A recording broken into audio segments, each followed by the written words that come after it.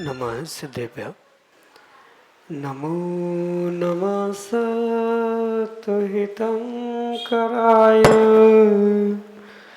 वीराय भव्याम्बुजभास्कराय अनन्तलोकाय सुरार्चिताय देवादिदेवाय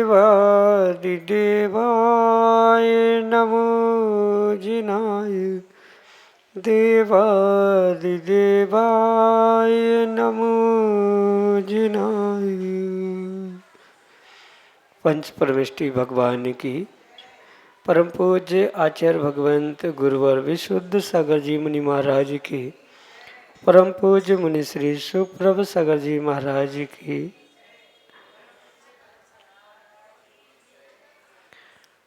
अनंत विकल्प अनंत संसार एक समीचीन विकल्प जो आपको सुख शांति के साथ आपके जीवन के कल्याण का मार्ग भी दिखलाएगा। ऐसे जीवन के कल्याण के साथ साथ हमारे प्रतिदिन के आत्मिक सुख शांति की अनुभूति कराने वाले अनूठी विधा समीचीन विकल्पों का सम्यक समाधान जो कि हमें परम पूज्य मुनि श्री सुप्रभ सागर जी महाराज के द्वारा प्रतिदिन प्राप्त हो रही है और वही सम्यक समाधान हमारे आत्मा के कल्याण के लिए कार्यकारी उपाय है। आप भी जुड़ सकते हैं अपने उस आत्म कल्याण की अनूठी विधा से और अपना समीचीन विकल्प परम पूज्य मुनि श्री तक भेज करके उसका सम्यक समाधान प्राप्त कर सकते हैं। प्रारंभ करते हैं आज के सम्यक समाधान को और आज के पहले विकल्प के लिए विनोद गड़ेकर वासिम महाराष्ट्र से महाराज श्री के चरणों में बारंबार नमोस्तु निवेदित करते हुए अपना समीचीन प्रश्न रख रहे हैं कि महाराज जी मंदिर जी में भक्तामर का पाठ प्रतिदिन रिद्धि मंत्र द्वारा करना चाहिए या किसी पर्व विशेष या तिथि विशेष पर करना चाहिए। हमारे समीचीन विकल्प का सम्यक समाधान करने की अनुकंपा करें। नमोस्तु महाराज जी, नमोस्तु। ओम नमः सिद्धम। परम पूज्य आचार्य भगवान गुरुवर विशुद्ध सागर जी महाराज की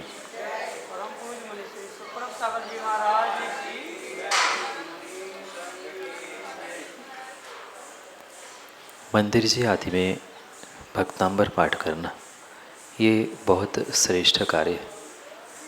इसमें ये विकल्प करने की आवश्यकता नहीं है कि किन्हीं विशेष तिथि विशेष दिनों में इन पाठ को विशेष रूप से करें, अन्य दिनों में सामान्य रूप से करें।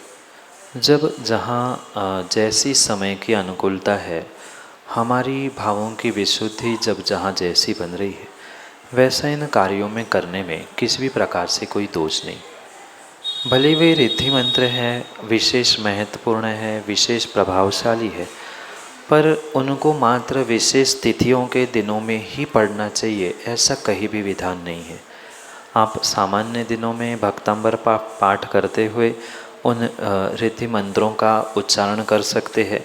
बिना भक्तांबर के पाठ के भी मात्र रिद्धि मंत्रों का जप करना, जाप करना, पाठ करना आदि भी कार्य कर सकते हैं। पर अगर कोई विशेष रिद्धि मंत्र की विशेष आराधना साधना करनी है तो उसके लिए तो गुरु की आज्ञा लेना आवश्यक है। पर सामान्य रूप से जैसे एक बार भक्तांबर का पाठ किया जाता है, ऐसे एक बार रिद्धि मंत्र या भक्तांबर के पाठ के साथ साथ रिद्धि मंत्र पढ़ना, उसमें किसी भी प्रकार से कोई भी दोष नहीं हो सकता। इसलिए ये आवश्यक नहीं है कोई विशेष तिथि, पूर्णिमा, चतुर्दशी आदि दिनों में पढ़े। आपकी जब अनुकूलता बन रही है, समय की भावों की विशुद्धि बन रही है, वैसे ही उसका पाठ रिद्धि मंत्रों के साथ आप करें, कोई दोष नहीं है। यही आपके लिए सम्यक समय। मीना दीदी ऋषिनगर उज्जैन मध्य प्रदेश से अगले समीचीन विकल्प के लिए। दोनों गुरुओं को मन वचन काल से मेरा कोटि कोटि प्रणाम, कोटि कोटि प्रणाम, कोटि कोटि। ये भगवान, मेरा ये प्रश्न है कि अनजाने में बहुत से ऐसे दोष हो जाते हैं कि मंदिर में भी अचानक इस शरीर से मेरे को विकल्प बना रहता है। ऐसा दुख होता है कि अब क्या कर, अचानक ही होते हैं। मंदिर में, घर पे भी ऐसे प्रतिक्रमण पढ़ रहे हैं, कुछ भी पढ़ रहे हैं, अचानक ऐसा हो जाएगा, गलती भी हो जाती है और दोष भी लगे। तो आप इसका प्रायश्चित और क्या मतलब इससे कर्म बनते हैं, मेरे को आप प्रायश्चित दो तो मैं जरूर करूँगी। नमोस्तु भगवान। श्रावकों के भी मंदिर आदि उत्कृष्ट स्थानों पर प्रमादजन्य बहुत सारे दोष, बहुत सारे अपराध होना स्वाभाविक सी बात है। पर इसका मतलब ये नहीं है कि स्वाभाविक से होते हैं तो करते ही रहेंगे। सबसे पहले तो इन दोषों से, इन गलतियों से बचने का पुरुषार्थ प्रयास करना हो। माना कि कुछ अपराध या कुछ गलतियाँ, कुछ दोष ऐसे होते हैं जो संभलने के बाद भी रोके नहीं जा सकते। तो ऐसे कार्यों के लिए आपका दिन भर का जो प्रतिक्रमण है या सुबह शाम का दोनों समय का प्रतिक्रमण है, बहुत सारे दोषों का प्रतिक्रमण अनजाने में लगे हुए गलतियों का अपने आप उस प्रतिक्रमण में हो ही चुका होता है। पर फिर भी अगर मन की संतुष्टि नहीं हो पा रही उतना प्रतिक्रमण करने से या भगवान के सामने निंदा गर्हा करने से, तो अलग से व्यक्तिगत रूप से गुरु के पास पहुंचकर उसकी आलोचना करते हुए उसका प्रायश्चित करने की आवश्यकता है। जितना स्पष्ट रूप से हम अपने दोषों की आलोचना करेंगे उतना स्पष्ट रूप से प्रायश्चित मिलेगा और उतने ही स्पष्ट रूप से हम कर्मों की निर्जरा करने के लिए श्रेष्ठतम उपाय प्राप्त कर सकते। इसलिए सामूहिक रूप से कभी अपनी इन दोषों का व्याख्यान ना करते हुए व्यक्तिगत रूप से गुरुओं के पास पहुंचकर अपनी व्यक्तिगत गलतियों को बताए, आलोचित करें, फिर उसके हिसाब से जो प्रायश्चित प्राप्त हो उसे शीघ्रता से पूर्ण करने का प्रयास करें। उससे ही कर्मों की निर्जरा और गलतियों की सुधार होने की संभावना है। जिस प्रकार से गलती की है, दोष हुआ है, उस प्रकार से उसका फल भी व्यक्ति को मिलता है। और ये भी शायद बहुत अच्छे से आपको ज्ञात होगा कि सच्चे देवशास्त्र गुरु के सन्निधि सानिध्य में उनके निमित्त से अगर जीव कोई पाप का, पुण्य का भी आश्रय करता है, कर्म का आश्रय करता है, तो वह निधत्ति निकाचित रूप होने की संभावना हो सकती है। इसलिए प्रयास यही करना चाहिए, जितनी शीघ्रता हो उतनी शीघ्रता से पुनः उन स्थानों को प्राप्त होते हुए गुरु से प्रायश्चित लेते हुए उसका प्रक्षालन करने का प्रयास करें। यही आपके लिए सम्यक समाधान। श्रीमती मंजू प्रवीण जैन उज्जैन मध्य प्रदेश से अगले समीचीन विकल्प। मुनिवरों के चरणों में अक्षय अनंतवार नमोस्तु नमोस्तु नमोस्तु। गुरुवर, मेरी जिज्ञासा है, जब श्रावक कोई शांति धारा करता है तो उसमें चांदी का अपन श्रीफल रखते हैं, और कभी कभी विशेष अनुष्ठानों में कोई पंडित जी या प्रतिष्ठाचार्य जी आकर उस पर श्रीफल रखवा देता है, और उससे जो शांति धारा की जो नली उससे न करके डायरेक्ट उससे ही जल शांति धारा छोड़ने लगते हैं, जिससे उसमें खार होता है, खार से प्रतिमा का रंग चेंज हो जाता है। तो ये क्या करना उचित है? जिज्ञासा का अनुचित समाधान। कायदा तो शांति धारा का यही है कि शांति धारा के कलश के ऊपर वह सर्वोत्कृष्ट फल ही रखने की आवश्यकता होती। चांदी का फल या चांदी का श्रीफल ये तो एक कलश की शोभा बनाने के लिए बनाई गई व्यवस्था है। आगम के परिप्रेक्ष्य में जब से ये व्यवस्था प्रारंभ हुई है, पूर्ण कलश तभी होता है जब उस कलश पर श्रीफल हुआ करता है। बिना श्रीफल के, मतलब जो नकली चांदी का श्रीफल है वो तो पोला है, उसके अंदर कोई द्रव्य ही नहीं है, वो तो मात्र बहुत सारे झाड़ियों पर मात्र आधा उसे ढक्कन के समान बना रहता है, तो उससे पूर्ण कलश का या उस झाड़ी का फल प्राप्त नहीं होता। भृंगार जिसे मंगल द्रव्य के रूप में स्वीकार किया जाता है, ऐसे भृंगार को जो झाड़ी कहा जाता है सामान्य भाषा में, तो उसका स्वरूप आचार्य भगवंतों ने वह श्रीफल के साथ ही स्वीकार किया गया है। अन्य प्रकार से नहीं। माना कि वर्तमान में भी जो चांदी के जॉइंट के श्रीफल आ रहे हैं उसमें भी आपने देखा होगा तो उसमें भी फिर कुछ फल डाला जाता है खाली ना हो इसलिए। तो जब कायदा श्रीफल का ही रखा है तो कायदे से श्रीफल से रखा हुआ मतलब श्रीफल रखा हुआ ही झारी का प्रयोग शांति धारा में करना चाहिए। रही बात प्रतिमा जी की काले आदि होने की, मात्र एक कुछ बूंद उस श्रीफल से स्पर्शित होने से वह प्रतिमा एक बार में काली नहीं पड़ती। काली पड़ने के बहुत सारे कारण होते हैं। प्रतिमा किस प्रकार के धातु से बनी है, उसका प्रतिदिन किस प्रकार से मार्जिन हो रहा है, उसकी कैसी व्यवस्था है, जिस कुएं का पानी प्रयोग में लाया जा रहा है अभिषेक के लिए, उस पानी के प्रयोग में कितने प्रकार के क्षार है। कहीं प्रतिमाएं सफ़ेद पड़ती है, कहीं प्रतिमाएं लाल पड़ती है, तो कहीं प्रतिमाएं काली भी पड़ती। तो पानी में जिस प्रकार के धातु का अवशेष प्राप्त होता है वैसे ही प्रतिमा का रंग उनके संसर्ग से बनता है। मात्र चंद मिनटों की उस श्रीफल के संसर्ग से वह पानी जल शांति धारा का उतना क्षारा नहीं हो सकता कि चंद मिनटों में प्रतिमा को वो काला कर दे। हाँ, घंटों घंटों अगर प्रतिमा पानी में रखी है, उसका व्यवस्थित प्रक्षालन नहीं हो रहा है, तो वहाँ ये कार्य होते हुए देखने में आता है। कदाचित आपने ऐसा भी देखा हो कि यहाँ अभिषेक हो रहा है और तुरंत आपको प्रतिमा काले होते हुए दिख रही है, तो वह उस समय का कुछ तात्कालिक जो मौसम आदि होता है उसके कारण से, क्योंकि अधिकांश प्रतिमाओं में सोना चांदी या कुछ ऐसे विशेष द्रव्य होते हैं जिनके कारण से वो कम काली पड़े, ऐसा प्रयास होता है। पर जहाँ ये मिलावट में कहीं और मिलावट की गई है, मतलब मायाचारी की गई है, तो यहाँ स्वाभाविक रूप से ये विपरीतता देखने में आती है। इसलिए आगम की तो व्यवस्था जहाँ भृंगार कलश शब्द मिलता है वहाँ श्रीफल युक्त ही वो झारी स्वीकार की गई है। इसलिए हम उसका मात्र इतनी छोटी सी बात को लेकर निषेध नहीं कर सकते। ठीक है, प्रतिमा माना कि काली भी पड़ रही है तो उसके प्रक्षालन के लिए, उसके पुनः व्यवस्थित करने के लिए बहुत सारे साधन भी नैसर्गिक रूप से आगम में आचार्य भगवंतों ने और विद्वानों ने बताए हैं, तो उसका आलंबन लेते हुए पुनः उसका परमार्जित करते हुए व्यवस्थित किया जा सकता है।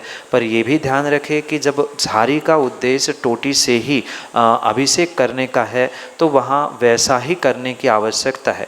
कुछ विद्वानों की ये भी मान्यता है कि भृंगार मात्र एक मंगल द्रव्य के रूप में प्रयोग करना चाहिए। अभिषेक जब भी करना चाहिए तो ऊपर के मुख से ही करना चाहिए, क्योंकि झारी की जो टोटी होती है उसकी सफाई प्रतिदिन नहीं की जा सकती, उसका व्यवस्थित साफ सफाई देखरेख आदि नहीं की जा सकती। इसलिए कुछ विद्वानों का और वर्तमान में कुछ त्यागी व्रतियों का भी अभिप्राय है कि ऊपर से ही अभिषेक करना चाहिए, मुख से वहीं से धारा करनी चाहिए। तो ये नाना प्रकार के विकल्प भिन्न हैं। भावों की विशुद्धि जहाँ और जैसी बन रही है वैसा कार्य करना चाहिए। पर भृंगार कलश श्रीफल के साथ ही हुआ करता है। चांदी का पोला श्रीफल कभी भी स्वीकार नहीं है। हाँ, अंदर श्रीफल है, फिर उसके ऊपर चांदी का कवर के रूप में पहनाया गया है तो उसमें दोष नहीं है। पर मात्र पोला ढक्कन के समान या बिना कुछ अंदर रखा हुआ श्रीफल वह कार्यकारी नहीं है, विशेष फल देने वाला नहीं हो सकता। यही आपके लिए सम्यक समझ। निर्मल कुमार सेठी, उज्जैन मध्य प्रदेश से अगले समीचीन विकल्प। नमस्ते गुरुदेव, नमस्ते गुरुदेव, नमस्ते महाराज श्री। किसी भी संस्था समिति के लिए एक आचार संहिता होती है। ऐसा ही मंदिर जी में कई व्यवस्थाएं रहती है। तो मंदिर जी में जब प्रवेश करते हैं तो घंटी बजाते हैं, उस घंटी बजाने से विचलित हो जाते हैं और ध्यान विपरीत हो जाता है। ऐसी स्थिति में किस तरह के घंटी बजाने का प्रावधान है, कृपया? श्रावकों के लिए मंदिर में प्रवेश करते ही घंटा नाद के साथ ही आगे वेदी या गर्भगृह तक पहुंचना, ऐसा आदेश प्राप्त होता है। वहाँ किंचित भी किसी भी प्रकार से ये अभिप्राय नहीं है कि हम दूसरों को विघ्न करें। वर्तमान में जो देखने में आता है कि एक बार घंटी बजाने से काम चलता है, पर बहुत सारे ऐसे भी जीव होते हैं कि एक बार 10 बार 50 बार बजाने पर भी उनको चैन नहीं, शांति नहीं मिलती। जो विधि विधान मंदिर के दर्शन आदि के निमित्त से श्रावकों के लिए बताया है, जो कि कल परसों ही मैं कह रहा था, तो उसके निमित्त से यही प्रावधान समझे कि इस प्रकार से घंटा का नाद होना चाहिए कि उससे हमें पॉजिटिव एनर्जी मिले वहाँ की जो विपरीत वर्गणाएं हैं, किसी कारण से अगर वो निगेटिव हो रही है तो वहाँ उस इलेक्ट्रोमैग्नेटिक फील्ड के माध्यम से पुनः पॉजिटिविटी फैले, इसी अभिप्राय से और इतने ही जोर से आघात होना चाहिए कि किसी के कान ना फट जाए। आवाज़ तो होगा, ध्वनि होगा, पर ध्वनि का प्रदूषण ना हो, ध्वनि के निमित्त से एक मांगलिकता, एक पॉजिटिविटी वहाँ पहुँचे, इतनी ही बार और इतनी ही जोर से घंटा बजाने की आवश्यकता है। क्योंकि नहीं बजाएंगे तो आगम की दर्शन की विधि छूट जाएगी और अधिक बजाएंगे तो दूसरों को विघ्न होगा। तो मंदिर में व्यक्ति को, श्रावकों को घंटा बजानी ही चाहिए, पर ये ध्यान रखे कि उसका कितनी ज़ोर से आवाज़ करना, कितनी बार उसको बजाना, ये विवेक व्यक्ति को स्थिति और काल देखकर करने की आवश्यक। माना कि किसी निर्ग्रंथ मुनिराज की वहाँ वाचना चल रही है, वे ध्यान में बैठे या स्वाध्याय करा रहे हैं, 100-200 लोग सुन रहे हैं, तो वहाँ कोई कहे कि नहीं हमारा तो नियम है घंटा बजाना ही है, तो ये तो अविवेक है। वहाँ हम जानबूझकर कर रहे हैं, ठीक है घंटा बजानी थी, वह क्रिया हो जाने देते, थोड़ी देर रुकते और फिर घंटा बजाते। माना कि अन्य भी कार्यों में आपको ये लग रहा है कि हमारे घंटा बजाने से विघ्न होगा, होने की संभावना है, तो कुछ समय रुक जाए। जो कार्य वहाँ हो रहा है, पूजा, अभिषेक, शांति धारा, स्वाध्याय या अन्य भी जो कार्य हो जा रहा है, उनका कार्य हो जाने दो। जब सब फुर्सत होगा तब जाते हुए घंटा बजाए या आदि विवेकपूर्वक कार्य करें, तो आगम की क्रियाओं का निषेध भी नहीं होगा और हमें भी उन क्रियाओं से पुण्य प्राप्त होगा। यही आपके लिए सम्यक समझ। DK जैन, उज्जैन, मध्य प्रदेश से अगले समीचीन विकल्प के साथ। द्वय गुरुवर के चरणों में बारम्बार नमोस्तु नमोस्तु। महाराज जी, मेरा आहारचर्या संबंधित है कि जैसे कोई श्रावक चौका लगाता है और उन्होंने एक दिन जो भी तैयारी करके लगाई और महाराज जी उस चौका लगाने के बाद उनने जो भी सामग्री बनाई वो महाराज जी को देने के लिए प्रयत्न करता है, लेकिन इस बीच बीच में प्रभावी लोग अपने वहाँ से थालियाँ भर भर के लाते हैं और वो भीड़ इकट्ठी होकर महाराज जी फिर वो जो भी सामग्री बनाई वो दे ही नहीं पाते और उसके बाद दूसरे प्रभावी लोग अपने जो भी बाहर से सामग्री आती है उसका अधिक से अधिक उपयोग करके महाराज जी को देने की कोशिश करते हैं और दी जाती है। तो इससे महाराज जी कई बार विपरीत असर महाराज जी के स्वास्थ्य पे भी पड़ता है, तो क्या उचित है या नहीं? कृपया मार्गदर्शन देने कृपा करें। किसी श्रावक ने चौका लगाया, मुनिराज का पड़घान मिल गया, इसका मतलब जैन साहब ये नहीं होता कि आपने साधु को खरीद लिया। बहुत सारे जीवों का ये सोचना होता है कि हमारे घर में साधु आए हैं तो उनका स्वास्थ्य, उनकी अनुकूलता कैसे ही हो, उनको आहार हमारे ही हिसाब से लेना होगा। कभी कभार साधु की विषमता, साधु की मर्यादा को भी समझते हुए दूसरे पहलू को भी समझने की आवश्यकता है। मैं किसी भी प्रकार से इस बात की पुष्टि नहीं करना चाहता हूँ कि कोई बाहर से आके विघ्न कर जाए या अपनी मनमर्जी चला के जाए, उन बातों की पुष्टि नहीं है। पर साथ में दूसरा पहलू भी समझना होगा कि मुनिराज की अंतरूनी व्यवस्था क्या है, उनकी अनुकूलता प्रतिकूलता क्या है, क्योंकि साधु श्रावक जो भी बनाएगा अपने हिसाब से बनाएगा और अपने हिसाब से ही बनाकर अपने हिसाब से ही चलाने का प्रयास करता है। अगर वह वास्तव में श्रावक समझदार है, चौके वाला, जिनके चौके में मुनिराज पड़ गए हैं, उनको तो ये भावना भानी चाहिए कि चलो हमारे घर में इतनी समाज के व्यक्ति पहुंच रहे हैं, जैसे बने, चाहे हमारा चले, उनका चले, किसी का चले, हमें देने मिले अथवा ना भी मिले, कम से कम साधु की चर्या निरंतर हो। ये अभिप्राय से अगर श्रावक चौका लगाएगा, पड़घान करेगा और आहार देगा तो कभी शायद साधु के स्वास्थ्य संबंधी विकल्प नहीं हो सकता। पर अक्सर यही देखने में आता है, जिसका चौका है उसको अपने हिसाब से चलाना होता है। जो चलाने वाले होते हैं उनको लगता है कि हम चला रहे हैं, हम इतने दिन से करा रहे हैं तो हमारे हिसाब से होना चाहिए। जो नया व्यक्ति आता है वो सोचता है हम इतने दिनों बाद आए हैं तो हमें देना पड़ेगा। तो इस कारण से ना आपस में सामंजस्य बन पाता है, न वहाँ की परिस्थिति सुधर पाती है। इनमें से एकाध व्यक्ति भी समझदारी का काम करे, थोड़ा सा विवेक का काम करें तो बहुत सारे विकल्प और बहुत सारी समस्याएं अपने आप ही हल हो सकती है। ये अवश्य ध्यान रखें कि बाहर से सामग्री जो आ रही है उसका ज्ञान मुनिराजों को तो है नहीं, कौन कहाँ से क्या लाया, कौन क्या चला रहा है, ये देने वाले का विवेक है और देखने वाले का विवेक है। इसलिए सर्वथा हम किसी एक पक्ष को दोष देकर हाथ झटकार कर काम नहीं हो सकता। हाँ, ये स्वीकार करना होगा कि निमित्त नैमित्तिक संबंध ऐसा ही कुछ बनता है, तभी उन श्रावकों के चौकों में पहुंचने के बाद कुछ विघ्न आना, अंतराय होना या अन्यथा प्रवृत्ति होना ये देखने में आती। अगर मात्र बाहर के निमित्तों को ही दोष देंगे कि इनके कारण से हुआ, हम तो अच्छा करें, क्योंकि अक्सर ऐसा होता है किसी चौके में अंतराय हो गया तो पूरे जिनके हाथ से अंतराय होता है बेचारे पूरे एक साथ 100 लोग उस पर टूट पड़ते हैं, तेरे कारण से हुआ, उससे तो गलती हो ही गई थी। अब उस दाता का जिनने पढ़ाया, जिनके यहाँ श्रावक के यहाँ साधु पहुँचा है, दोनों का सबका एक साथ दान अंतराय और लाभ अंतराय कर्म का उदय नहीं होता तो ऐसे कार्य क्यों होता। किसी का भी अभिप्राय, ना बाहर से आने वाले व्यक्ति का, ना चौका लगाने वाले व्यक्ति का, ना करवाने वाले व्यक्ति का ये अभिप्राय होता है कि हमारे कारण से किसी को विघ्न हो। सब अपनी अपनी सोच से, अपने अपनी विवेक से कार्य करते हैं। किसी का अच्छा विवेक कार्यकारी होता है, किसी का नहीं होता, और ज़रूरी भी नहीं है कि उसके विवेक से ही साधु का विवेक या साधु की अनुकूलता हो। तो ये बहुत सारी ऐसे प्रैक्टिकल प्रॉब्लम सामने आते हैं जिसके कारण से ये विसंगतियाँ हुआ करती है। क्योंकि थेरोटिकली पढ़ना, इसके बाद ये भोजन करना चाहिए, इतने ग्रास ये लेना चाहिए, ऐसे डॉक्टर तो आके बता ही के जाते हैं, पर अगर मुनिराज और श्रावक बिल्कुल डॉक्टर के हिसाब से ही आहार करने लग जाए तो जितने बीमार आज है उससे 100% बीमार और हो सकते। ये व्यक्तिगत साधु की अंदरूनी अनुकूलता प्रतिकूलता कैसी है, क्योंकि रोज़ प्रतिदिन जैसे आप भी भोजन करते हो तो सुबह जैसे खाते हो वैसे शाम को खाने की इच्छा नहीं होती, कल जो खाया वो दूसरे दिन खाने की इच्छा नहीं होती। पर हमेशा यही लगता है श्रावकों को कि कल उन चौकों में महाराज ने ये ग्रहण किया था, हम भी वही बनाएंगे, हाँ हम भी उनके जैसा खिलाएंगे।